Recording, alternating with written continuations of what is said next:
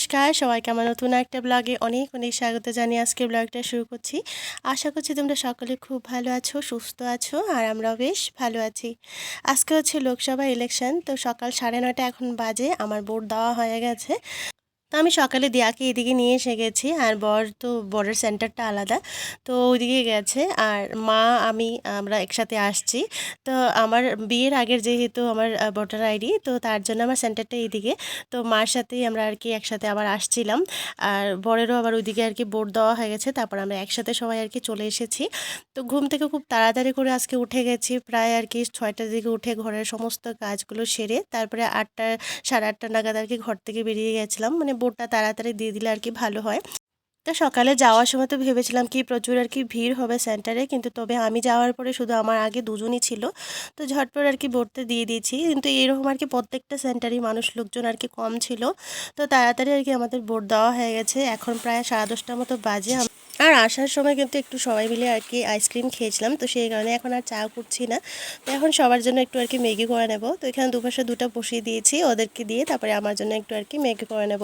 তো আজকে ব্রেকফাস্টে ওইটাই আর কি, ম্যাগি খেয়ে আর কি তারপরে একটু আর কি গল্প টল্প করলাম। মা একটু ফোন করেছিল, মা যেহেতু ঘরে একদম একা ছিল, সেই কারণে আর কি মার সাথে ফোনে কথা বলে বলেই রান্নাবান্না আমি সেরে নিয়েছি। আর ওই দেখতেই পাচ্ছ ফরাসবিন আলু ভাজা করেছি, আর ওই কারকুল ছোট ছোট করে আর কি পোলে ভাজা করেছি। আর ডাল তো গতকালকে রাতের ছিল। মাছ তরকারিও আর কি ফুলকপি দিয়ে করেছিলাম, এখানে ঢেঁড়স সিদ্ধ করে নিয়েছি ভাতের সাথে। আর ঢেঁড়স সিদ্ধ খেতে সবারই ভালো লাগে, তো সেই কারণে আর কি দুপুরের লাঞ্চটা একদম সিম্পলভাবে হয়ে গেছে। আর ঝটপট আর কি দুপুরের লাঞ্চটা সেরে নিয়েছি। আর সকালে ঘুম থেকে উঠে কিন্তু জলটা ভরা হয়েছিল, তবে কিন্তু গাছে জল টল দেওয়া হয়নি।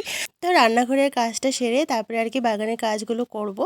আর এখন না সকাল থেকে কি হয়, মানে মোবাইলটা আমার হাতেই মাঝে মাঝে থাকে না, মানে কখন আর কি ভিডিও করব তখন হয়তো আমার মোবাইলটা আমার হাতে থাকে না, কারণ যখন সকালবেলা দিয়া পড়তে বসে হয়তো তখন আর কি ওর হোয়াটসঅ্যাপ মেসেজ আসে, ওই পড়াশোনার থাকে আর কি। স্কুলের যেহেতু গ্রুপ আছে সেইগুলোতে আর কি অনেকগুলো নোটস বা ওইগুলো আর কি স্টাডি রিলেটেড থাকে, সেইগুলো আর কি আসে। তো সেই সময় আর কি আমার মোবাইলটা ওকে দিতেই হয়। তো সেই কারণে আর কি ব্লগিংটা একদম কন্টিনিউভাবে আর কি সবসময় করা যায় না, তো এদিক সেদিক হয়ে যায় আমার। তো ভুল ত্রুটি তো হতেই পারে, তো তার জন্য আগের থেকে ক্ষমা চেয়ে নিয়েছি। আশা করছি তোমরা মানিয়ে নেবে। আর হোয়াটসঅ্যাপে আর কি যেহেতু ওই পড়াশোনার ভিডিওসগুলো থাকে বা হোয়াটসঅ্যাপ নোটস থাকে, তো সেই কারণে আর কি আমি সামনে থাকি বা আমার সবসময় নজর থাকে ও মানে মোবাইলটা কি দেখছে কি না দেখছে, কারণ বাচ্চাদেরকে মোবাইলটা দিয়ে তারপরে নিশ্চিন্তভাবে কোনো রকমের আর কি কাজ করাটা একেবারে আর কি উচিত নয়। কারণ হচ্ছে যেহেতু আমাদের মোবাইল নেট থাকে, তো কত রকমের ভিডিওস আসে। তো বাচ্চারা যদিও সার্চ না করে, কিন্তু এই রেকমেন্ডেশনে অনেক রকমের আর কি ভিডিওস আসে। তো সেই কারণে বলবো যে প্যারেন্টসরা একটু আর কি সতর্ক থাকা ভালো। একদম মানে বাচ্চারা তো দেখো একদম ইনোসেন্ট, ওরা তো বুঝবে না যে কোন ভিডিওটা ওদের ওদের জন্য আর কি ভালো। তো সেই কারণে বলবো যখনই মোবাইলটা বাচ্চাদেরকে দেবে, তো একটু পাশে থেকে আর কি একটু অবজার্ভ করাটা ভালো।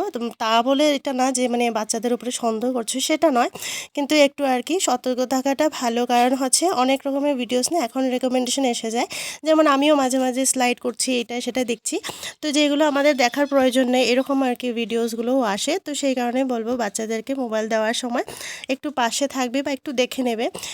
সার্চ করতে হয় না, আজকাল সার্চ না করেও কিন্তু অনেক রকমের বাজে ভিডিওসগুলো আসে। আর এখন তো ইউটিউবটাও আর কি অনেকটা নোংরা ভিডিওস হয়ে গেছে, যা তা ভিডিওসগুলো আর কি বানিয়ে ছেড়ে দেয় ইউটিউবে।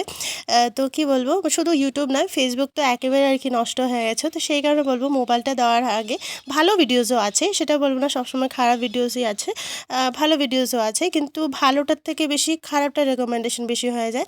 তখন কী হবে, একটা যদি ভিডিও দেখে পরপর কিন্তু খারাপটাই আসতে থাকে। তো তার জন্যই বলবো যে একটু মোবাইলটা দেওয়ার আগে একবার চিন্তা করে নিও। অনেক মারাই আছে ছোট ছোট বাচ্চাদের হাতে মোবাইলটা দিয়ে অনেক ঘরের কাজগুলো সেরে নিতে পারে, ভাবে যে বাচ্চা একটু এক জায়গায় বসে আর কি মোবাইল টিপছে বা দেখছে। তো মোবাইলটা কিন্তু একেবারে একটা নেশা হয়ে গেছে, একদম 1.5 থেকে 2 বছরের বাচ্চার থেকে শুরু করে একদম আর কি বয়স্ক, মানে সবার আর কি হাতে এখন মোবাইল। মানে ঘরের কাজ বা এমনি কাজ অন্য কোনো কাজে এখন মন লাগে না, সবার এখন মোবাইল টিপতেই ভালো লাগে। তো তার জন্য বলবো ছোট ছোট বাচ্চাদের স্পেশালি মোবাইলটা একটু অ্যাভয়েড করাটাই ভালো। মোবাইল একেবারে দেবে না সেটা না, কিন্তু একেবারে ছোট ছোট বাচ্চাদের হাতে যদি মোবাইল তুলে দিয়ে দাও, তাহলে আর কি ওই যে খেলাধুলার যে একটা বয়স আছে সেটা কোথাও না কোথাও হারিয়ে যাচ্ছে। শুধু আর কি মোবাইলের ভিতরেই ঢুকে যাচ্ছে। আজকাল তো ওই মোবাইলে গেম-টেম থাকে সেটা নিয়ে একেবারে আর কি বাচ্চারা বিজি। তো আমি বলব যে একটু আর কি বাচ্চাদের সাথে খেলা শুরু করো। মাদের প্রচুর কাজ থাকে, ঘরের প্রচুর কাজ থাকে। আমারও দেখো ঘরে প্রচুর কাজ থাকে। তবে কিন্তু আমি ওই কাজের ফাঁকেও কিন্তু ওই খেলার একটু সময় বার করি। বাচ্চাদের সাথে একটু খেলাটা ভালো। নিজেও কিন্তু অ্যাক্টিভ হবে। ফিজিক্যালি একটু অ্যাক্টিভ নিজেকেই দেখবে একদম অ্যাক্টিভ ফিল হচ্ছে, ভালো লাগবে। আজকাল কিন্তু আমাদের লাইফ এতটাই বিজি হয়ে গেছে আমরা কিন্তু এক্সারসাইজ করার সময় পাই না। তো তার জন্যই বলছি যে একটু যদি বাচ্চাদের সাথে খেলাধুলা করো তো তাতেই কিন্তু একটা এক্সারসাইজ হয়ে যাচ্ছে। তো আলাদা করে এক্সারসাইজ করার একেবারেই প্রয়োজন হবে না। ঘরের কাজ তো থাকবেই, সাথে একটু খেলাধুলাও থাকবে। তো দেখবে নিজেকেও আর কি একটু অ্যাক্টিভ ফিল হবে, ভালো লাগবে। তোমার নিজেরই ভালো লাগবে যে ছোটোবেলার মানে কথাগুলো মনে পড়বে, বেশ ভালো লাগবে। তো এখানে দেখো আমি ওই সকাল থেকে বলেছিলাম যে একদম টাইম পাইনি। তো ফুল গাছে জলটাও আর কি কেউ দেওয়ার ছিল না, তো আমি দিতেই হবে। তো ভাতটা খেয়ে আর একদম রেস্ট করলাম না। জল বেশিই যাচ্ছিলো দেখছি আর কি, সিনটেক্স ভরে জল বেশি যাচ্ছে। তো আর ছাদে তো মানে আমার সিনটেক্সে যেটা আর কি পুরো ভরা জল।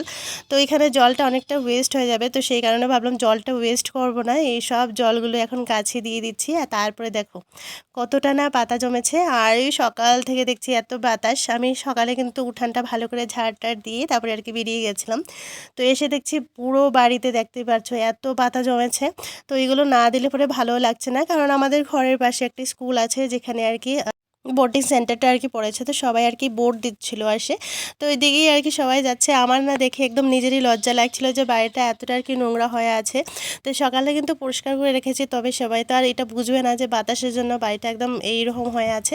তো এই যাই হোক, আমি ফুল গাছে জল টল দিয়ে ভালো করে আর কি পরিষ্কার করে রেখেছি, যদিও বেশিক্ষণ থাকবে না। তো তারপরে আর কি বাড়িটা একদম ভালো করে পরিষ্কার করে নিজেও আর কি একটু শান্তি পেয়েছি। আর এই দেখো এই ফুলগুলো আর কি বেশ ভালো লাগে। এটার নামটা কি জানি ছিল, এটা হচ্ছে আই থিঙ্ক ইয়ে গাজানিয়া আই থিঙ্ক, ওইটাই আর কি। নামটা আমি ভুলে যাই ফুলের মাঝে মাঝে। যাই হোক, তো ওইটা ফুলটা যখন ফুটবে বেশ আর কি বড় ফুল, একটাই আর কি, একটা দুটোই ফুটে, তারপরে আর ফুটে না। আর এখানেও দেখো গাছগুলো না শিল পড়ে কিন্তু অনেকটা নষ্ট হয়েছে। আর এই ফুলটা বেশ আর কি খুব সুন্দর, যখন সবগুলো ফুটে যাবে বেশ আর কি দেখতে ভালো লাগে। তো আজকে দুপুরবেলা একটু আর কি মুভি দেখেছি, হলিউড মুভি। সেটা হচ্ছে ভেনাম। ভেনাম দেখলে বেশ ভালো লাগে, তো সেটা আর কি দেখেছি। তারপরে এখন এসে গেছি বাতি দিতে।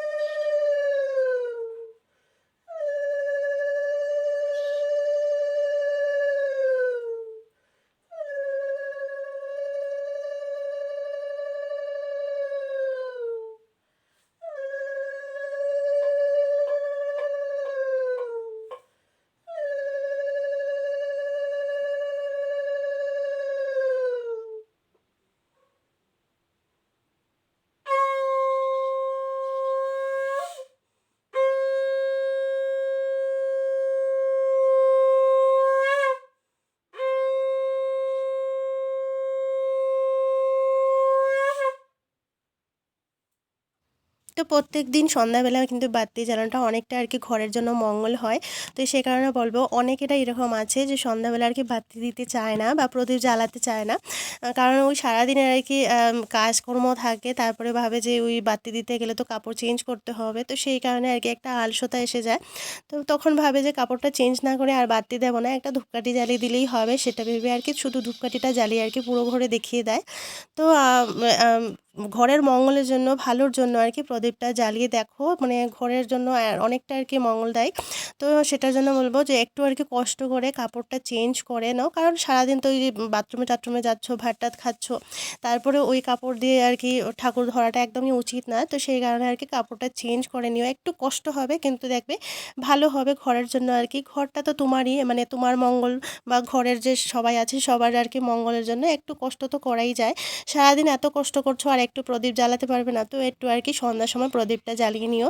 অনেক ঘরেই দেখেছি আমি যারা আর কি প্রদীপ একেবারেই জ্বালায় না। আর সাথে হচ্ছে ওই এখন তো সবার ঘরে ঘরেই দেখছি যে ওই ধূপকাঠি জ্বালায়। তো ধূপকাঠিটা একটু অ্যাভয়েড করে দিও, কারণ যেহেতু ধূপকাঠিতে বাঁশ থাকে, তো সেই কারণে বলবো যে বাঁশটা জ্বালানো একেবারে আর কি উচিত নয়। ধূপ জ্বালাও না হলে তো এখন তো দেখতেই পারছো ওই যে পতঞ্জলির আমি ধূপ এনেছি, এটাতে একদমই ইজি। জাস্ট একটু জ্বালিয়ে দিলেই আর কি পুরো ঘরে খুব সুন্দর একটা গন্ধ হয়, মানে ধুনোর মতোই আর কি গন্ধ হয়। তো একেবারে কি অসুবিধা অসুবিধা হয় না। তো একটু আর কি কষ্ট করে নেওয়াটাই আর কি ভালো। তো আমি বাতিটা দেওয়ার পর আমি আবার কাপড়টা চেঞ্জ করে নিয়েছি, আর এখন এসে গেছি দিয়াকে আর কি পড়তে বসিয়েছি। তো কি হয়, পড়তে যখন বসাবো আমি যদি মূর্তির মতো না বসি তাহলে কিন্তু পড়াশোনা একদম একেবারে আর কি হয় না। তো সামনে একটু বসতেই হয়, আর একেবারে তো এখন ছোট না, ইনাফ বড় হয়ে গেছে, তবুও আর কি কিন্তু আমি সামনেই বসে থাকি। কারণ যদি আমি সামনে না বসি তাহলে কিন্তু পড়াশোনা যেভাবে আর কি স্মুথলি যেটা চলে, যখন আমি সামনে বসে থাকি পড়াশোনাটা হয়। একটু সরে গেলে কিন্তু একেবারেই পড়াশোনা হয় না, ওই একটু আর কি হেলগেলামি থাকে। তো এখন কিন্তু সব কিছু জিনিসই ও নিজে নিজেই করে, ম্যাথস তারপরে অন্য সাবজেক্ট সব কিছুই পারে। মাঝে তো ওই বেঙ্গলি বলেছিলাম, মানে বাংলাটা অনেকটা আর কি ডিফিকাল্ট ছিল আমার জন্য। আমি ভাবছিলাম নতুন করে একদম ক খ গ ঘ থেকে শুরু হবে, পারবে কি না পারবে না। তো টাফ তো এখনও আছে, আমি নিজেই বুঝি টাফ তো, ওরও হয়তো টাফ ফিল হচ্ছে, কিন্তু কিন্তু অনেকটাই আর কি দেখছি যে মানে ও ধরে নিয়েছে বাংলাটা, ও মানে পারছে, ও পারবে। তো যাই হোক, ও পড়তে বসেছে, অনেকগুলো নোটস ছিল যেগুলো আর কি হোয়াটসঅ্যাপে পাঠিয়েছে ওর ফ্রেন্ডসরা। তো সেটাই আর কি এখন বসে লিখছে, আর আমি এদিকে আর কি পরোটা বানিয়ে নেব।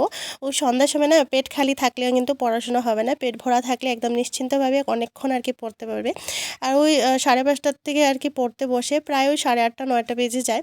তো মাঝে যখন দেখি যে না বেশিক্ষণ হয়ে গেছে, তো একটু আর কি গ্যাপ দিয়ে দিই। তো ওই মাঝে একটু ওর খাওয়া দাওয়ার সময়টা একটু গ্যাপ থাকে, তারপরে ওই বেশিরভাগ সময় কিন্তু নোটস লিখতে আর হচ্ছে ম্যাথস করতে, এগুলো করতেই কিন্তু সময় লাগে। তারপরে তো মেমোরাইজ করার একটা ব্যাপার আছে। তো যতই কিন্তু কনসেপ্টটা বুঝে নাও, তবুও কিন্তু একটু একটু আর কি মানে কোশ্চেন আনসারগুলো শিখতেই হয়। কারণ একদম যদি মেমোরিতে না রাখে আনসারগুলো, তাহলে কিন্তু অনেক সময় কি হয়, যতই কনসেপ্ট বুঝুক সেটা কিন্তু একদম পারফেক্টভাবে যেটা আনসার থাকে সেটা কিন্তু আনসার স্ক্রিপ্টে লেখা যায় না। তো সেই কারণে একটু আর কি শিখতেই হয়, মেমোরি করতেই হয়।